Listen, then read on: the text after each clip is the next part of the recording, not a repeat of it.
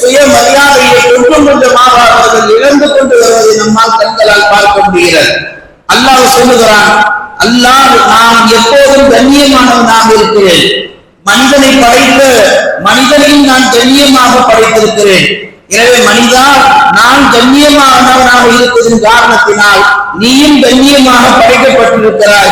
எனவே ஒரு முஸ்லிம் உலகில் வாழும் பொழுது எந்த சூழலிலும் எந்த காலகட்டத்திலும் யாரிடத்திலும் எந்த தேவைக்காக வேண்டியும் அல்லாஹ்வை விட்டு விட்டு போய் நாம் கையேறுவது என்பது தன்னுடைய சுய மரியாதைக்கு அவலம் என்பதாக அல்லாஹ் தன் திருமறையிலே குறிப்பிட்டு காண்பிக்கிறான்.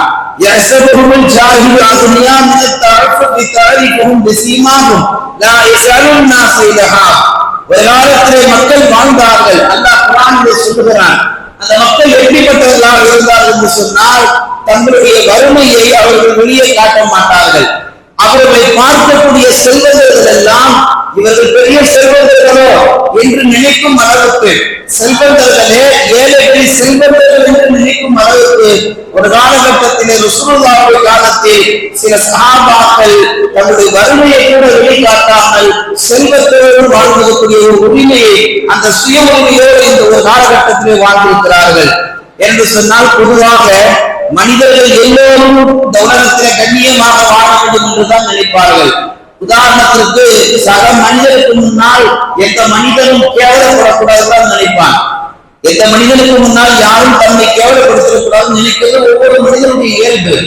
இன்னும் சொல்ல போனால், ஒரு கணவன் தன் மனைவியை திட்டக்கூடிய நேரத்திலும் கூட மனைவி என்ன நினைப்பால், என் கணவன் யாருக்கு முன்னாலும் என்னை திட்டிவிடக் கூடாது என்று மனைவி நினைப்பது யதார்த்தம்.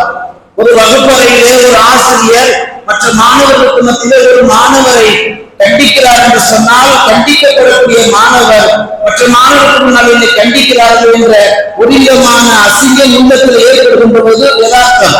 அதே போன்றுதான் இந்த உலகத்திலே நண்பர்களுக்கு மத்தியில் ஒரு தந்தை தன் மகனை திருத்துகின்ற பொழுது, அந்த மகனாகப்பட்டவர் என் தந்தை நண்பர்களுக்கு முன்னால் என்னை அறிவுரை கூறுகிறாரே, இது எனக்கு அவமானமாக இருந்ததாக மனிதர்களில் தந்தைமார்கள் தன் மகன்களை திருத்துகின்ற பொழுது கூட இப்படி எல்லாம் நினைப்பது யதார்த்தமாக நாம் பார்க்க முடிகிறது.